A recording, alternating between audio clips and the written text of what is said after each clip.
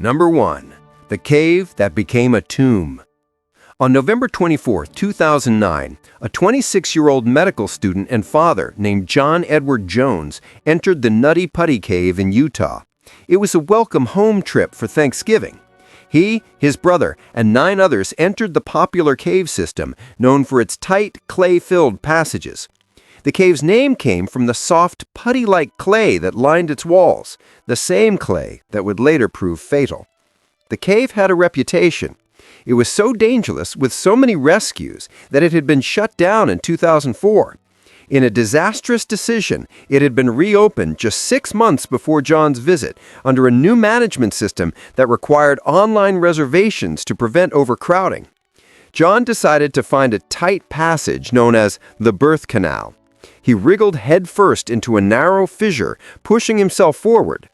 But he took a wrong turn. This wasn't the birth canal. It was an unmapped 18-inch by 10-inch dead end. When he tried to exhale to turn around, his chest cavity was empty. When he inhaled, his chest expanded, locking him in place like a human ratchet. He was trapped, upside down, at a 70-degree angle, 150 feet below ground. For the next 28 hours, a rescue operation involving over 100 people fought desperately to save him. The problem wasn't just the space, it was the angle. Being inverted puts catastrophic stress on the human body.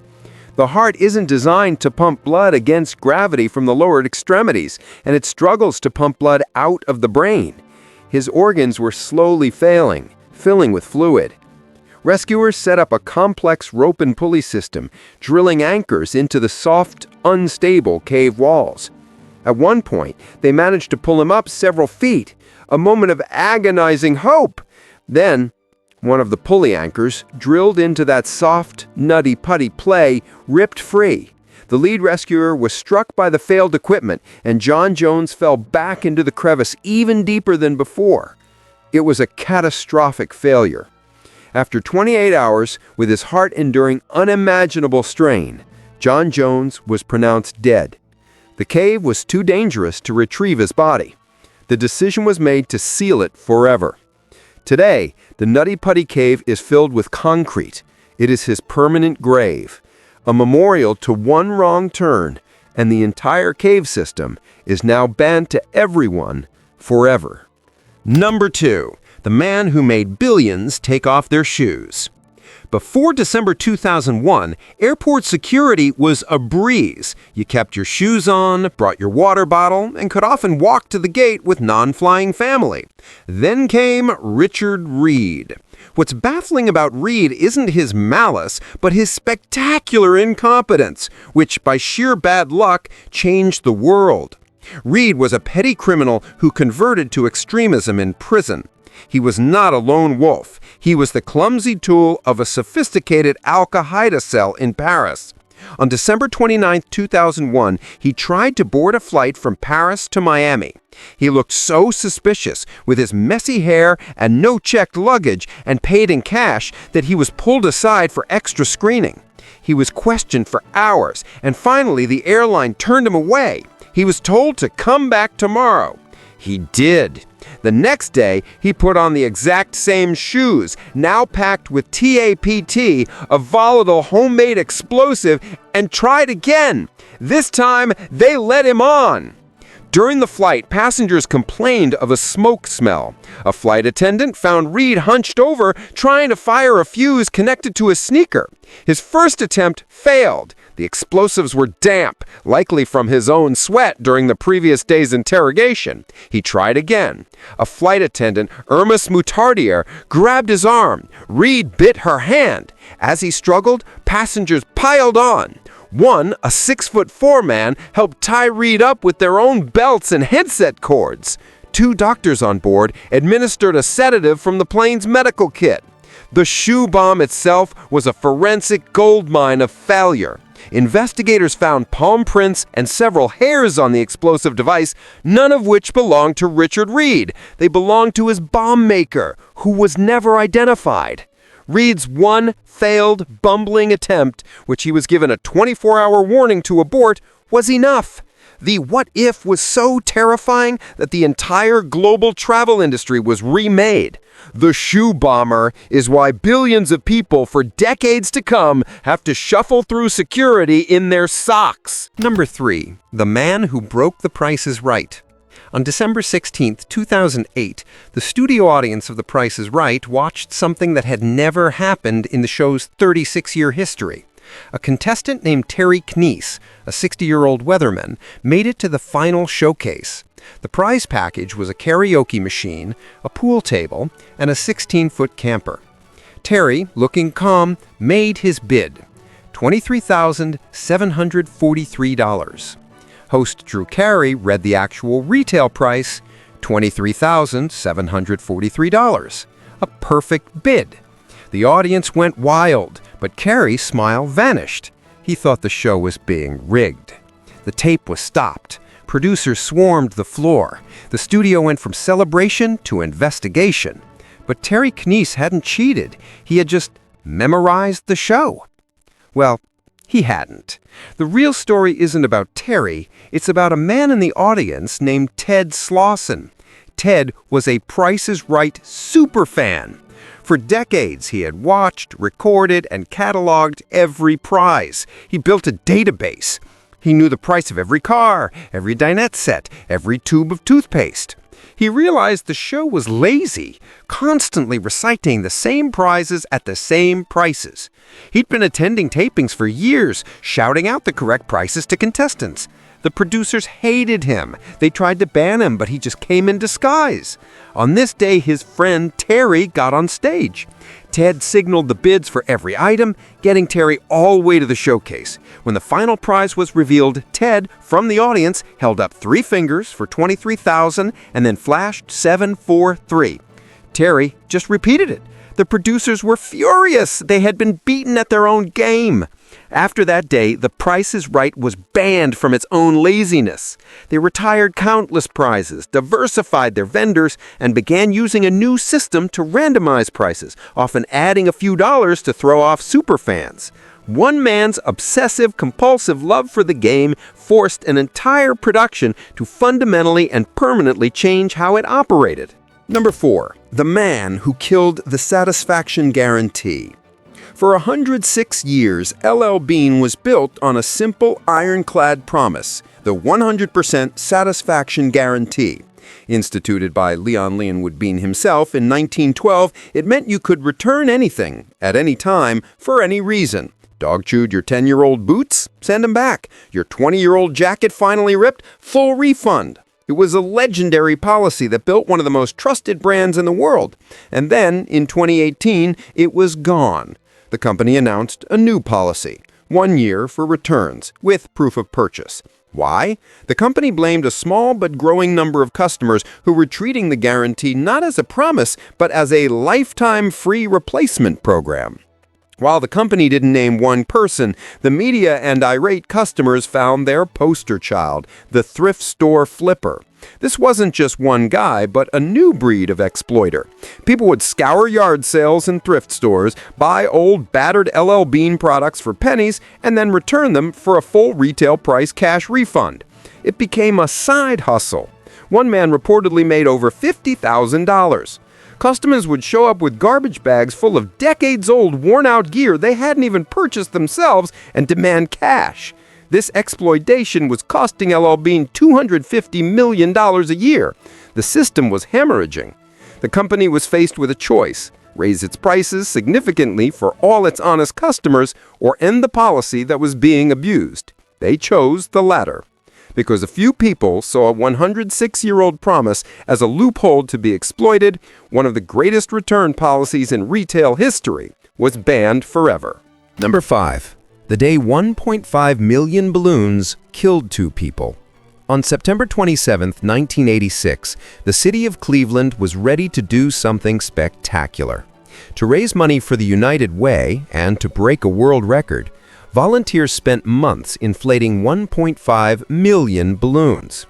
They were held under a gigantic net, the size of a city block, in Cleveland's public square. The event was called Balloon Fest '86. At 1:50 p.m., To the roar of a massive crowd, the net was released. The sky turned into a surging, psychedelic cloud of color. It was a stunning visual for about 30 seconds. What the organizers, in their quest for a Guinness World Record, had ignored was the weather. A massive cold front bringing rain and 40-mile-per-hour winds was moving in. The balloons, instead of floating up and scattering, hit this wall of cold, wet air. They stopped, turned, and then fell. All 1.5 million of them. The city was plunged into a latex nightmare. The balloons clogged streets, causing hundreds of car accidents. They shut down the runways at a nearby airport. They descended on Lake Erie, creating a solid bobbing mass that covered the surface. This is where the story turns from bizarre to tragic. Just hours earlier, two fishermen, Raymond Broderick and Bernard Solzer, had been reported missing on the lake. A Coast Guard helicopter was dispatched to find them, but they couldn't. The pilot later testified it was impossible to see the water. The entire lake was a field of balloons, and it was impossible to tell the difference between a balloon and a human head. The search had to be called off. The men's bodies washed ashore 2 days later. Their wives sued the United Way for $3.2 million. A thoroughbred horse owner also sued for $100,000 after her prized horses spooked at the balloon storm, ran into a fence, and were permanently injured. The fundraiser was a net loss. Mass balloon releases are now banned in countless cities and states. Number 6. The vlogger who shut down a nuclear power plant. In 2019, an urban explorer and vlogger named Marcus Thompson decided he wanted to film inside a nuclear power plant. Not an abandoned one, an active one. He targeted the Davis-Besse nuclear power plant in Ohio. He didn't use sophisticated tools, he didn't hack any systems, he just found a hole in the fence, a gap left by maintenance crews that was big enough to walk through.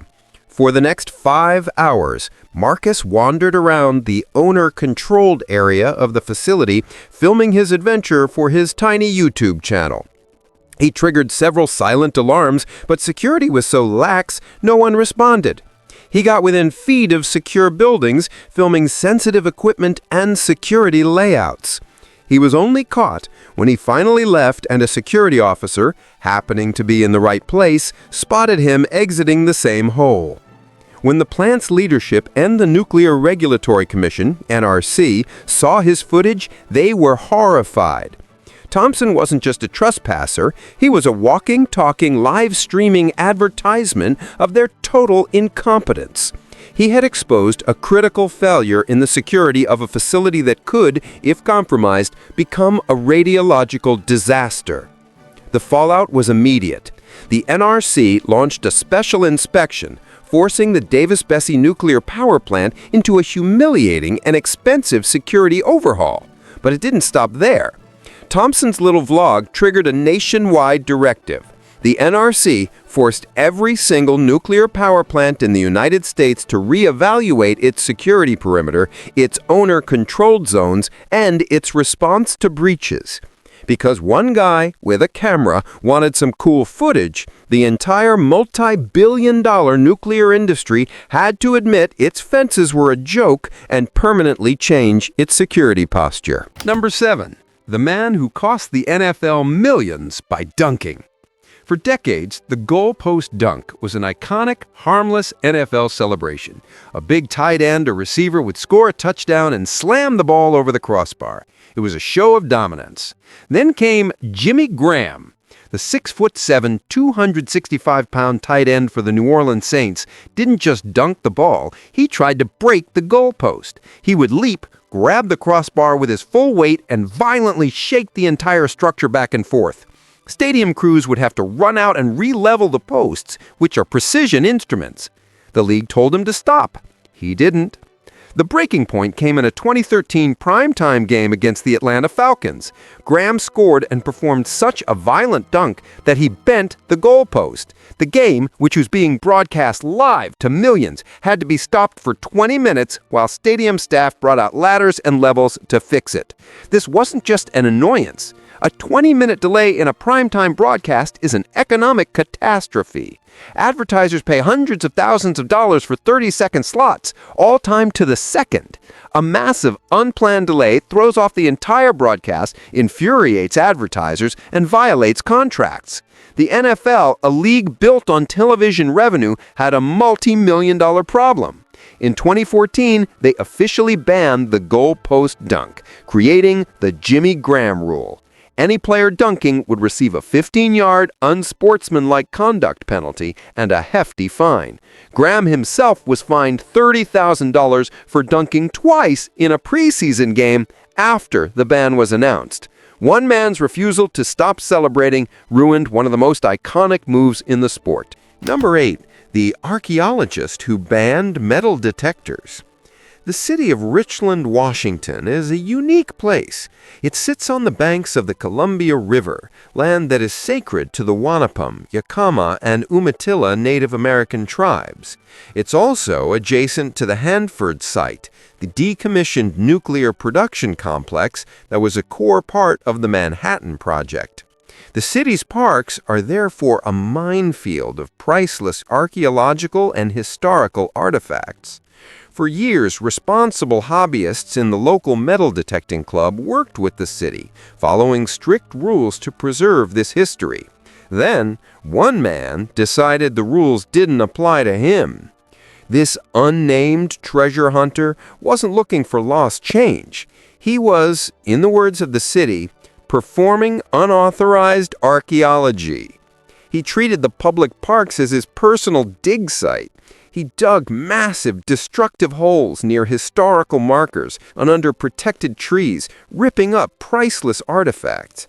The final straw came when he found what he believed to be a Native American burial ground. Instead of stopping and calling the state archaeologist, he kept digging, mangling irreplaceable and potentially sacred artifacts. He was caught, but the damage was done. The city council was faced with an impossible choice: allow this one reckless individual to continue destroying their shared history, or punish everyone. They chose the latter. They passed a sweeping, absolute ban on all metal detecting in all city parks. An entire community of responsible hobbyists who had spent years building trust lost their hobby overnight because one person's greed was more powerful than his respect for history. Number 9. The breeder who unleashed the python apocalypse. In 1992, Florida's Everglades were a balanced, if fragile, ecosystem. In 1993, they were ground zero for an alien invasion. The event that triggered it was Hurricane Andrew, a Category 5 monster that ripped South Florida to shreds. But the storm just opened the door. One man had built the cage. That man was a reptile breeder named Professor Burt, who ran a facility called Kuvira Specialties. This wasn't a small-time pet shop. It was a massive breeding and import-export facility for exotic animals. When Andrew hit, the facility was torn apart, and hundreds, possibly thousands, of Burmese pythons escaped into the warm, wet, target-rich environment of the Everglades. It was the perfect habitat. They had no natural predators. Today, there are an estimated 100,000 to 300,000 pythons in the Everglades. They are apex predators that can grow to 20 feet and 200 pounds. They are eating everything. The local populations of raccoons, possums, and bobcats have dropped by over 90%. They are eating deer. They are eating alligators. This single ecological catastrophe, started by a single breeder's destroyed facility, now costs the state of Florida hundreds of millions of dollars every year in extermination programs, bounties, and ecological damage. In 2021, Florida officially banned the sale, breeding, and personal possession of Burmese pythons and 15 other reptiles of concern. But it was too late. The ban was a futile attempt to close the barn door 30 years after one man's escaped pets had already eaten the horse. Number 10. The man who was too sticky for football. Lester Hayes was one of the greatest cornerbacks in NFL history. He was also, essentially, a cheater. His secret weapon was a sticky, gooey adhesive called Stickum, which he applied not just to his hands, but to his entire uniform. He would slather his arms, his chest, and his socks with the stuff, which he called his gooey chewy. He kept a jar of it on the sidelines and would reapply it like sunscreen. Other players called him human flypaper. During games, any ball that even grazed his body would just stop. In 1980, he intercepted 13 passes, was named Defensive Player of the Year, and won the Super Bowl. He was so sticky that by the end of a game, the football itself would be a gummy, unusable mess, and officials would have to constantly take balls out of play. His own team had to give him a new jersey at halftime because the old one was a toxic hazard. Hayes had taken a legal tool and pushed it to such an absurd extreme that the league had to act. It wasn't just about catching, it was about fumbles. Once Hayes had the ball, it was physically impossible for him to drop it. The NFL, realizing that the game was being broken by one man's addiction to adhesive, banned all sticky substances in 1981. The rule is known to this day as the Lester Hayes Rule. The ban worked. After intercepting 13 passes in 1980, Hayes' numbers dropped to just 4 in 1981. His ban, however, had an unintended consequence.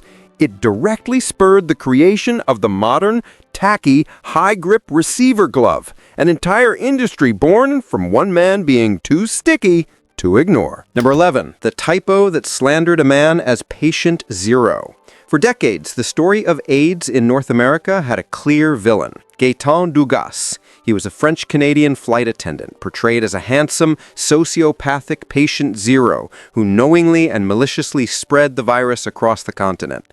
The narrative was cemented in Randy Schultz's 1987 book, And the Band Played On, which painted Dugas as the central hub in a web of infection. It was a comforting, terrifying story. It was also a complete lie. The entire Patient Zero myth was born from a typo. In the early 1980s, CDC researchers were tracing the sexual network of infected men. They interviewed Dugas, who was able to provide 72 names of his 2,500 partners. In their cluster study, they labeled him Patient O, the letter, not the number. It stood for Out of California. Someone somewhere misinterpreted that O as a zero, and the Patient Zero legend was born.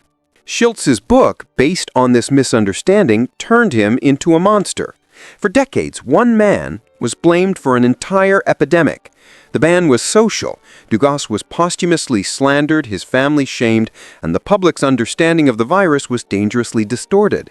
It wasn't until 2016, through advanced genetic sequencing of blood samples from the 1970s, that science proved what researchers had long suspected. The virus had been in the United States since at least 1970, long before Dugas was even sexually active. He wasn't Patient Zero. He was just one of thousands of victims, his reputation ruined by one catastrophic typo. Number 12, the cook who banned us from being sick in public. Mary Mallon was, by all accounts, an excellent cook. She was also a ticking time bomb. Mary was an asymptomatic carrier of Salmonella typhi, the bacteria that causes typhoid fever, a disease that was often a death sentence in the early 1900s. Mary herself was perfectly healthy. She didn't believe in germs. She didn't believe she was sick. But everywhere she worked, people died. A public health investigator named George Soper, the epidemic fighter, tracked her like a detective. He found a trail of outbreaks in wealthy New York homes, all leading back to one person, their new cook, Mary. Between 1900 and 1907, she had worked for 8 families. 7 of them had typhoid outbreaks, infecting 22 people. Soper confronted Mary, asking for samples of her blood, urine, and feces. Mary, outraged, chased him off with a carving fork. The health department, realizing the public danger, sent the police. They had to forcibly take her into custody. She was the first healthy carrier identified in the United States, and she was a public health nightmare. She was quarantined on North Brother Island for 3 years. In 1910, she was released on one condition: she must never work as a cook again. She agreed. She was given a job as a laundress. It paid less. Mary hated it. She changed her name to Mary Brown and went back to cooking. In 1915, a massive typhoid outbreak crippled the Sloan Hospital for Women. 25 people were infected. 2 died. The cook, Mary Brown, was Mary Mallon. The authorities, furious and realizing she would never stop, arrested her again. Typhoid Mary was sent back to North Brother Island and quarantined for life. She remained there for 23 more years until her death. Her one-woman plague and her refusal to stop led directly to the creation of modern public health law, establishing the state's power to ban a sick individual from public life to protect the health of everyone else. Number 13. The marketing guy who ruined email. On May 3, 1978, the internet was a quiet academic place called ARPANET. It connected about 400 researchers and military officials. It was a digital village. And on that day, one man decided to burn it down. His name was Gary Thurick, a marketing manager for Digital Equipment Corp., DEC. He had a new product, a new computer system, and he wanted to invite everyone on the West Coast to a demo. Instead of calling them or sending individual messages, he had a brilliant idea. He had his assistant send one single, unsolicited mass email to all 393 ARPANET addresses. This was the first spam email. The backlash was not just negative, it was nuclear. The internet had been invented for collaborative research, not for unsolicited advertising. Thurick had violated a sacred unwritten rule. He was chewed out by ARPANET's management. The Defense Communications Agency, which ran the network, excoriated him. The social ban was immediate and absolute. You do not do this. But it was too late. The Pandora's box was open. Thurick, despite the backlash, later boasted that his one email had generated $13 million in sales. He hadn't just proven it was possible, he'd proven it was profitable. That single marketing email was the ancestor of the 300 billion spam messages that are sent every single day.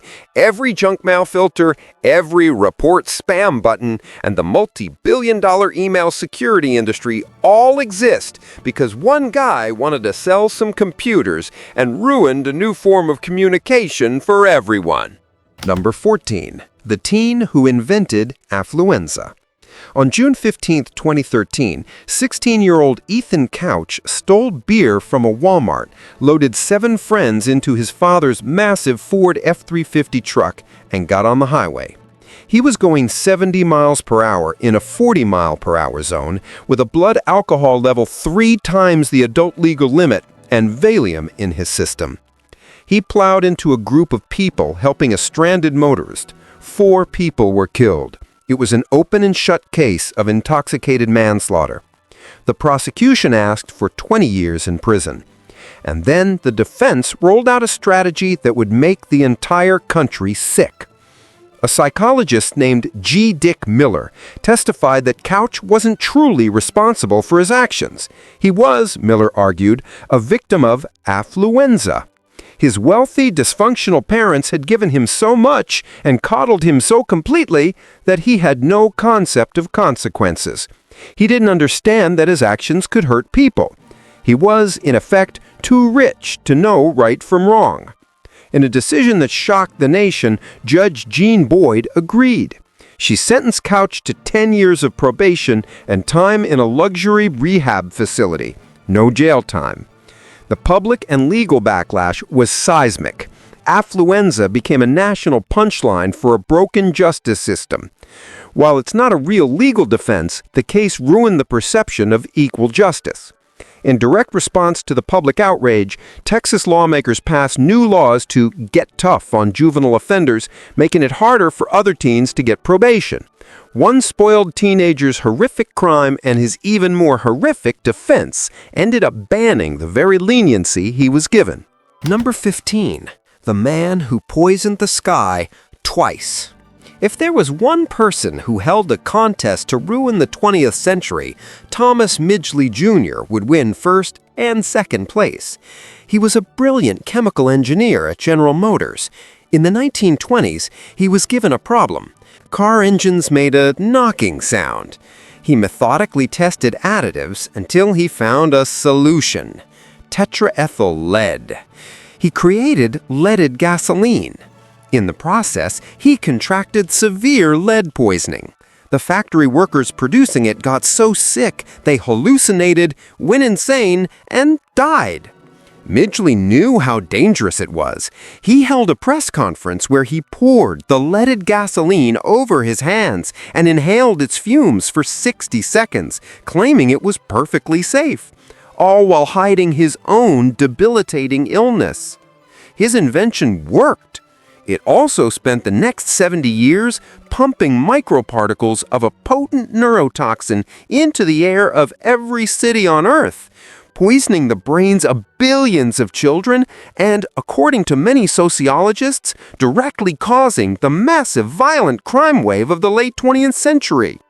That would be enough, but Midgley was just getting started. His second act came when he was asked to solve another problem. Refrigerators used toxic gases like ammonia. If they leaked, you died. Midgley, a genius, invented a new non-toxic, non-flammable gas, dichlorodifluoromethane. He called it Freon.